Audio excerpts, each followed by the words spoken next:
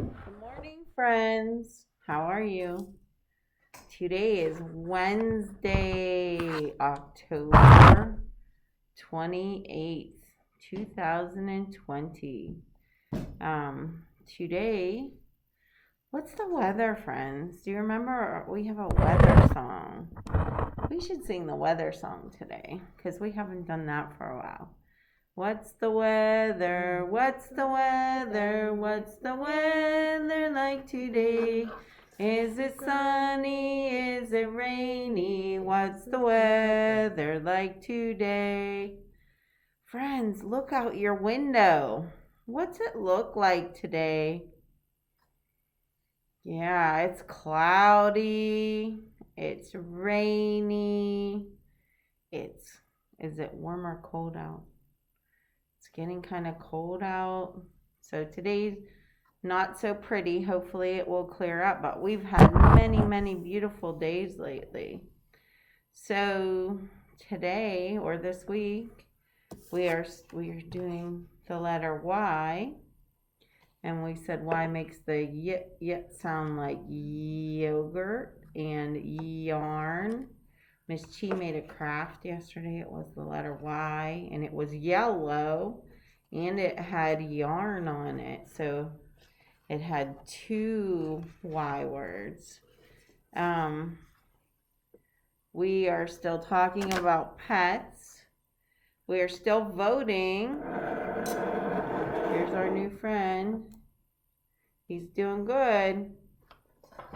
So most of my friends have voted already. And we are keeping our votes on here right now. Remember, we called these tally marks, these lines that go down that help us count the number of votes. So we have Flame, Ruby, and Mr. Incredible are the names we're voting on. Can you tell which name has the most votes right now? Yep, it's Flame. We had 5 tally marks. Can you count our lines?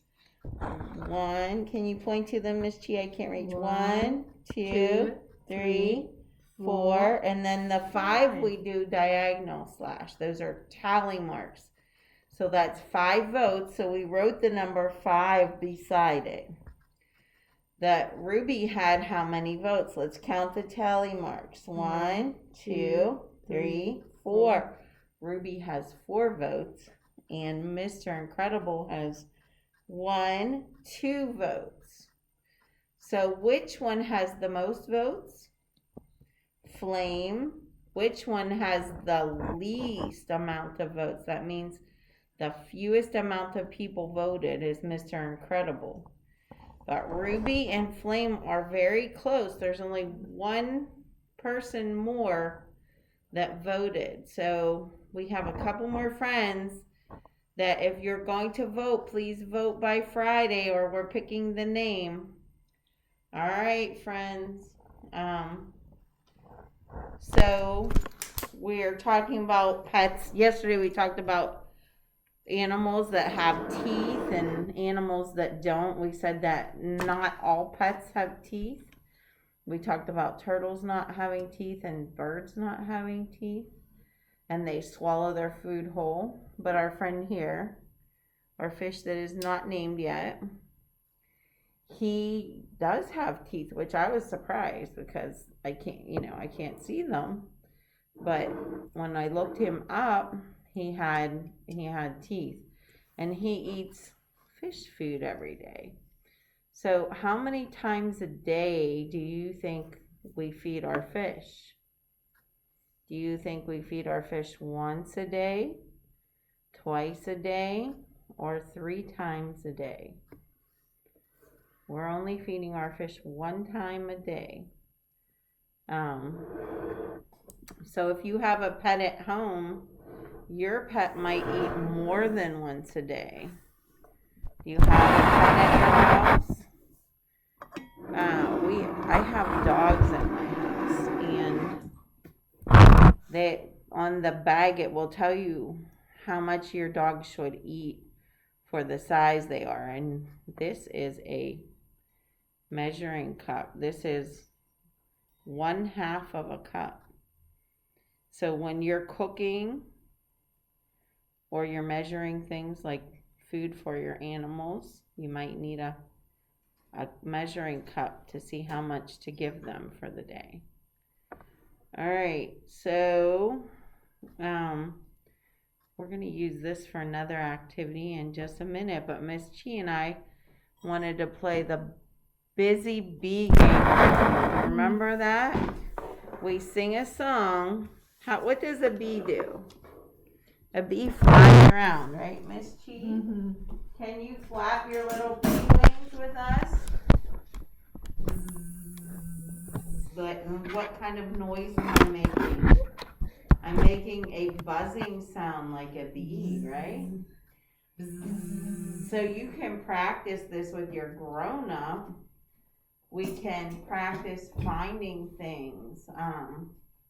Let's play. You want to play with Miss Chi and I? You ready to buzz like a bee?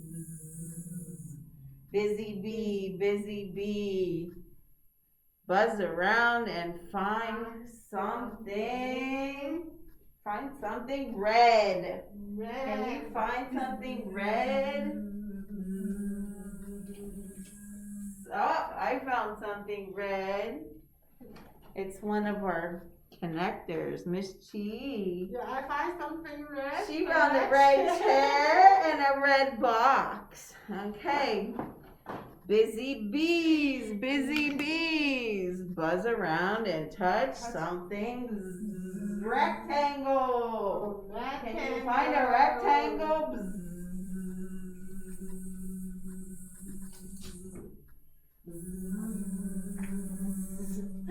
I found a book.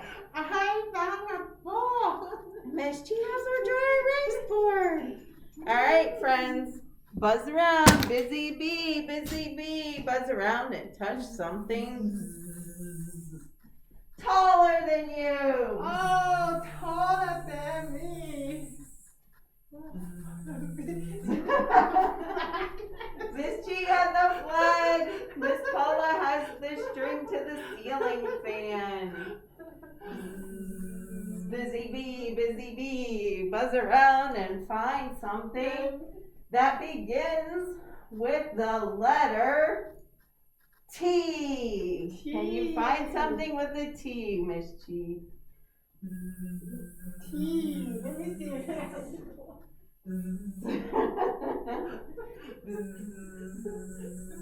Oh, I got something. Yeah, over there.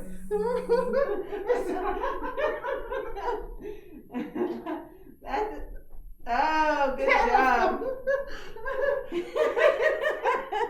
I found a turtle. What did you find, Miss Chi? Telephone. All right. Good job, Miss Chi. Friends, practice that with your grown-up. You can practice finding things bigger and smaller. You can practice finding things that start with a certain letter. You can practice finding things of shapes and colors, all of that good stuff. All right, I'm going to pause you for a minute and I'll be right back. All right, we had to switch tables for activities here. So, friend, do you know what I have here? It's a bag of our sand, right? So we're going to do a measuring activity today, and this would be a good thing for you to practice at home. You can practice remember we talked about this is a measuring scoop. You can practice by maybe, if you have a dog or a cat, you could practice measuring your pet food. You could use sand, you could use water, you can use, if you have anything at home like flour or rice or anything that your grown-ups will let you practice measuring. What we want to do is see if we can tell which containers hold more or less, or which containers hold the same. and we have to make an estimate, or we have to make a guess and see.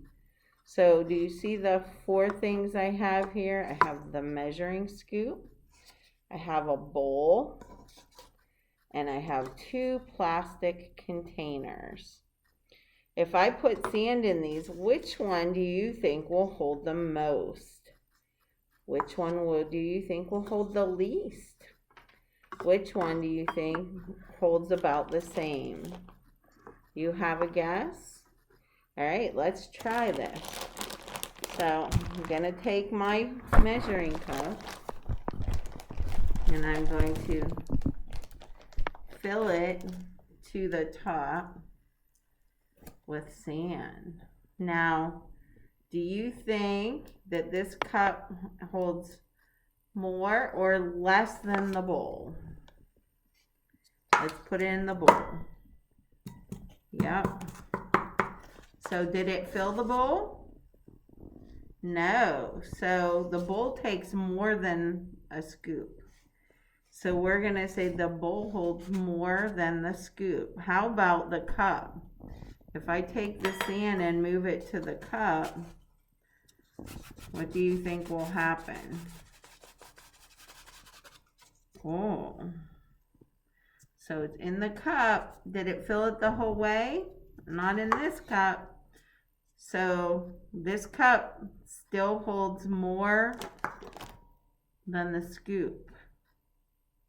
Let's try moving it from this cup to that cup.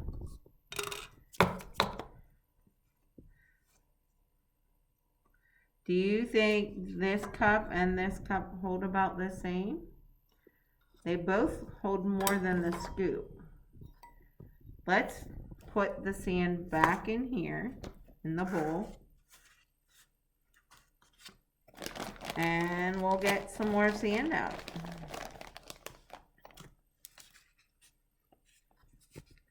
Now my bowl's about full, maybe a little bit more.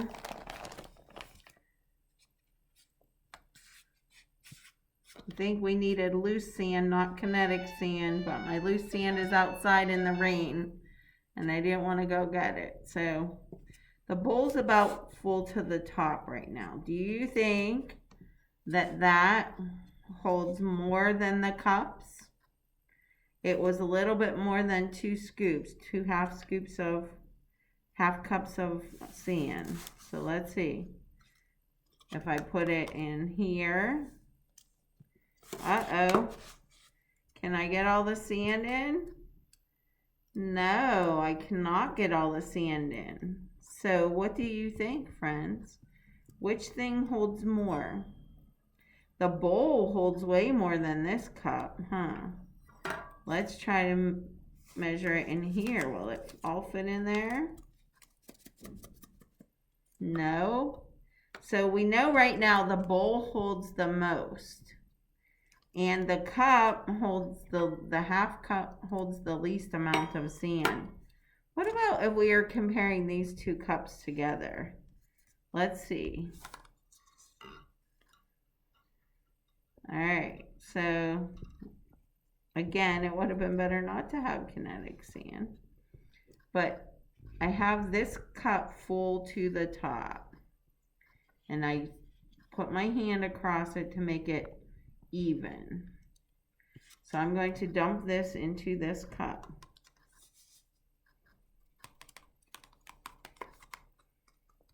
Oh, what do you think, Miss Chi? I think this cup is just a little bit bigger than this cup. It holds just a little bit more. So if we're putting them in order, the bowl holds the most. Then this cup holds the next. And then this cup is almost the same, but just a little bit. It's taller. Look at these 2. This one's a little bit taller than this cup. But this cup's a little bit wider than this cup. And this cup holds more than this cup. All right. So practice measuring. Practice guessing at home. What do you think holds more What do you think holds less? Can you find containers that hold the same amount? And you can try measuring different items. All right, Miss Chi has a book for you. Remember, if you've been in our class, we've read these. We get them every few weeks. Yeah. Hi, friends. Look at the pictures. Look at this little guy. What's he's holding? Yeah, a pumpkin. I know most of you went to the pumpkin patch last week, right? Did you pick a pumpkin? Has a bumpy shell. Look. Do you see the shelves? It's bumpy. That means when you touch it, it doesn't feel smooth. Did you pick a pumpkin? Orange or blue or white? Look at the pumpkins. There's different color. Orange. Oh, it's yellow.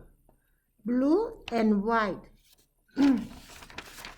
Did you pick a pumpkin has a deep rib like this one? Haha. Wow, look at this picture. He picked a huge pumpkin like this big, bigger than him. Did you pick a pumpkin like a lotus? No. Okay, Missy, I'm going to sing a song with you, a pumpkin song with you, huh? Pumpkin, pumpkin on the ground, how'd you get so big and round? Planted seed, a seed so small, now you are a great big ball. Pumpkin, pumpkin on the ground, how'd you get so big and round? Very nice. I like the song, Miss Chi. Oh, thank you. That's fun. You should practice that one at home. So our book, our story, to get a different type of book than we usually read. This is still the front cover. This is still the title. It's called Sand Dwellers from Desert to Sea. And this is by Clarissa Martinez and Aaron Seagraves. So, what do you notice about this book? Are these drawings or are these real pictures? These are real pictures. This is called a non-fiction book. That means it's real. The things that you see in here, they're real pictures. It's real information. Most of the stories that we read in our class are fiction books. That means they're not real. A lot of times you can tell it's fiction because it couldn't really happen. They're often silly. We read a lot of Eric Carle in our room, and a lot of fiction stories. So this is nonfiction, so it gives you information about the animals or whatever topic you're reading about. This is called Sand Dwellers. I picked it because obviously we were measuring sand, and because it has animals in it. And some of these can be pets. We have a tortoise in here. A tortoise is a name for a certain type of turtle, right? This is a desert. It says desert tortoises spend most of their time underground to escape the extreme hot and cold temperatures of the desert. So do you see he's coming out of the ground. He has a hole.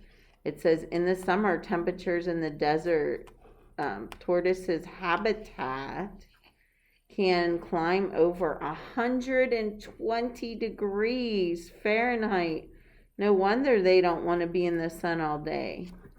So look at this is a thermostat that measures how hot or cold. And the taller it is, the taller the red line is, the hotter it is. So do you see it's almost to the top? So it is very, very hot where he lives. Remember, habitat is where an animal lives. All right, it says, ooh, this is one of my things that I'm most afraid of is snakes. Rattlesnakes dig down in the sand when hunting prey, such as mice, lizards, and other small animals. They stay hidden until the prey comes along and they strike. This is an albino rattlesnake. It says it looks a lot like the sand. Ooh. So he would be hard to see if he was in the sand, huh? He uses it to hide. It's a good way for him to surprise his prey. So when an animal blends into its habitat or surroundings, we call it they camouflage, huh? Some snakes actually look like the sand. They use their coloring to camouflage their bodies when hunting prey. Others dig in the sand under a rock or a branch to help them hide. Ugh. This talks about scorpions. Says scorpions are nocturnal creatures, which means they sleep during the daytime and they come out at night. Because they come out at night, they don't see very well. They use their sense of smell to find food. Scorpions are native to the Mojave and Sonoran deserts located in southwestern United States in northern Mexico. You see the desert? Ooh, ghost crab. So I'm not going to read the whole book today, but I just wanted to show you, this is one of my favorites, a sea turtle, that in a nonfiction book you can find real information that you can learn about different animals, different plants, all kinds of different things. This is a sand dollar, and it's actually a type of sea urchin, and it's round in shape and it has a pattern. It looks like a flower, huh? This is a flounder. This is a type of fish that adapted to life on the sandy bottom of the ocean floor. So if you go to a big aquarium, I think the zoo has these, they lay on top of the sand on the bottom of the ocean. You see, they blend in or camouflage with the sand on the bottom of the ocean floor. Here's some information about hermit crabs, which we just read about last week. It says hermit crabs make their homes by moving into other animals' shells. Their bodies are soft. Their shells protect them. All right, so do you have any nonfiction books at your house? They're very good to read. All right, friends. I will talk to you later. Have a wonderful day. Bye.